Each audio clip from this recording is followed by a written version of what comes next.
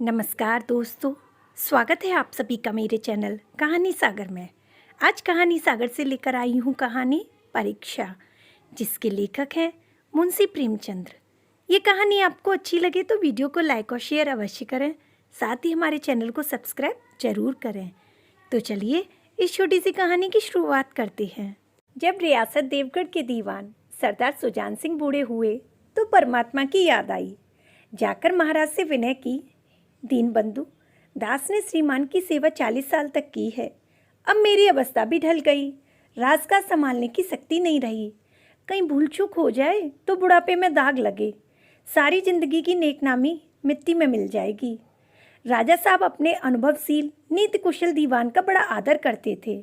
बहुत समझाया, लेकिन जब दीवान साहब ने मना कर दी तो हार कर उनकी प्रार्थना को स्वीकार कर लिया गया।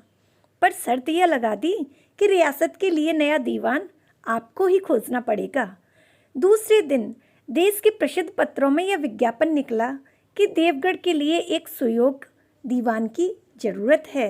जो सज्जन अपने को इस पद के योग्य समझे वे वर्तमान सरकार सुजान सिंह की सेवा में उपस्थित हों। यह जरूरी नहीं कि वे ग्रेजुएट हो, मगर हष्टपुष्ट होना आवश्यक है। मंदाग्नि के मरीज को यहाँ तक कष्ट उठाने की कोई ज़रूरत नहीं। 1 महीने तक उम्मीदवारों के रहन सहन, आचार विचार की देखभाल की जाएगी। विद्या का कम परंतु कर्तव्य का अधिक विचार किया जाएगा। जो महाशय इस परीक्षा में उतरेंगे वे इस पद पर सुशोभित होंगे। इस विज्ञापन ने सारे मुल्क में तहलका मचा दिया। ऐसा ऊंचा पद और किसी प्रकार की कैद नहीं, केवल नसीब का खेल है। सैकड़ों आदमी अपना अपना भाग्य परखने के लिए चल पड़े। देवगढ़ में नए नए और रंग बिरंगे मनुष्य दिखाई देने लगे। प्रत्येक रेलगाड़ी से उम्मीदवारों का एक मेला सा उतरता। कोई पंजाब से चला आता, कोई मद्रास से, कोई नई फैशन का प्रेमी और कोई पुरानी सादगी पर मिटा हुआ। पंडितों और मौलवियों को भी अपने अपने भाग्य की परीक्षा करने का अवसर मिला। बेचारे सनत के नाम रोया करते थे, यहाँ उसकी कोई ज़रूरत न थी। रंगीन ऐमामे, चोगे और नाना प्रकार के अंग रखे और कंटोप देवगढ़ में अपनी अपनी सज धज दिखाने लगे। लेकिन सबसे विशेष संख्या ग्रेजुएटों की थी, क्योंकि सनत की कैद न होने पर भी सनत से पर्दा तो ढका रहता है। सरदार सुजान सिंह ने इन महान भावों के आदर सत्कार का बड़ा अच्छा प्रबंध कर दिया था। लोग अपने अपने कमरों में बैठे हुए रोज़ेदार मुसलमानों की तरह महीने के दिन गिना करते थे। हर एक मनुष्य अपने जीवन को अपनी बुद्धि के अनुसार अच्छे रूप से दिखाने की कोशिश करता था। मिस्टर अ 9 बजे दिन तक सोया करते थे। आजकल वे बगीचे में टहलते हुए उषा का दर्शन करते थे। मिस्टर ब हुक्का पीने की लत थी। आजकल बहुत रात गए किवाड़ बंद करके अंधेरे में सिगार पीते थे। मिस्टर द स और जैसे उनके घरों पर नौकरों की नाक में दम था। लेकिन ये सज्जन आजकल आप और जनाब के बगैर नौकरों से बातचीत नहीं करते थे।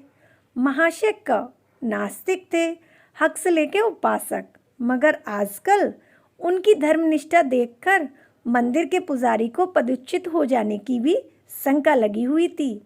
मिस्टर ल इनको किताब से घृणा थी, परंतु आजकल वे बड़े बड़े ग्रंथ देखने पढ़ने में डूबे हुए थे। जिससे बात कीजिए वह नम्रता और सदाचार का देवता बना मालूम देता था।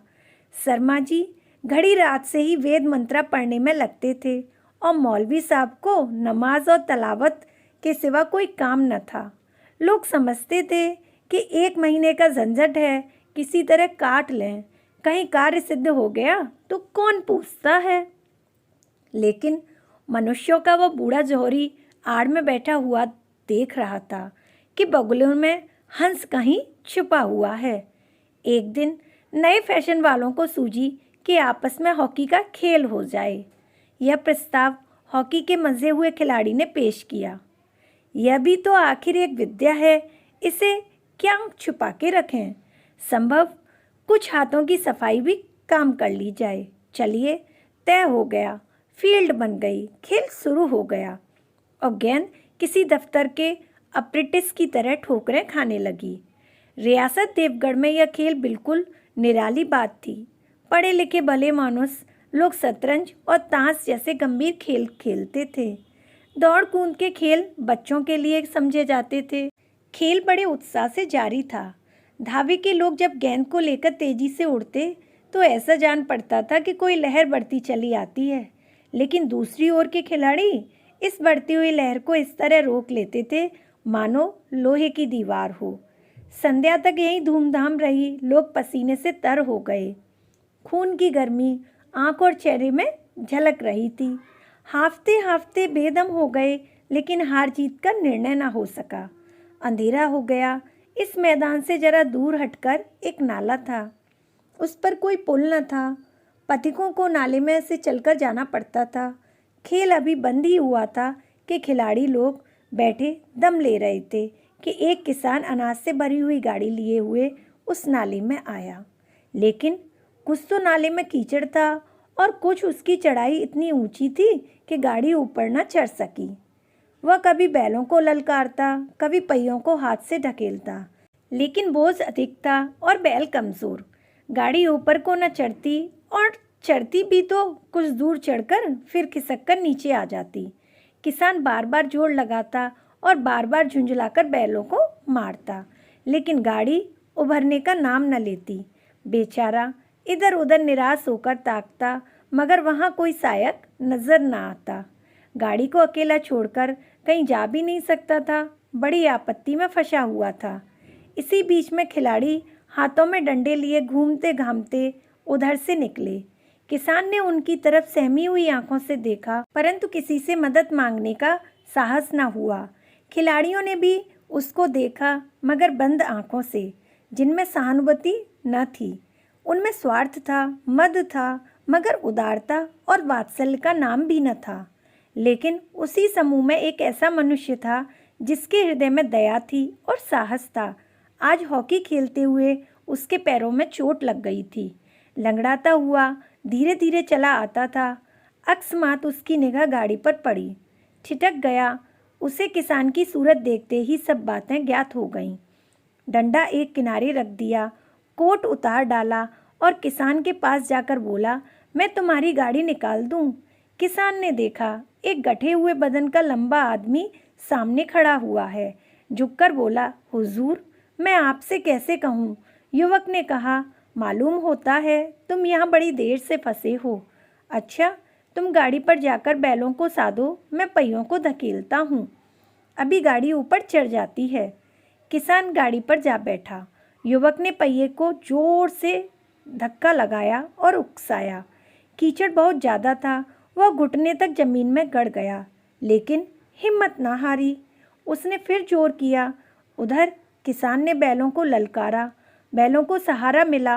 हिम्मत बंध गई। उन्होंने कंधे झुकाकर एक बार जोर किया तो गाड़ी नाले के ऊपर थी। किसान युवक के सामने हाथ जोड़कर खड़ा हो गया। बोला, महाराज, आपने आज मुझे उबार लिया, नहीं तो सारी रात मुझे यहाँ बैठना पड़ता। युवक ने हंसकर कहा, अब मुझे कुछ इनाम देते हो? किसान ने गंभीर भाव से कहा, नारायण चाहेंगे तो दीवानी आपको ही मिलेगी। युवक ने किसान की तरफ गौर से देखा। उसके मन में यह संदेह हुआ, क्या यह सुजान सिंह तो नहीं? आवाज़ मिलती है, चेहरा मोहरा भी वही है। किसान ने भी उसकी ओर तीव्र दृष्टि से देखा। शायद उसके दिल के संदेह को भांप गया। मुस्कुराकर बोला, गहरे पानी में बैठने से तो मोती मिलता है। निदान महीना पूरा हुआ, चुनाव का दिन आ पहुंचा। उम्मीदवार लोग प्रातःकाल से ही अपनी किस्मतों का फैसला सुनने के लिए उत्सुक थे।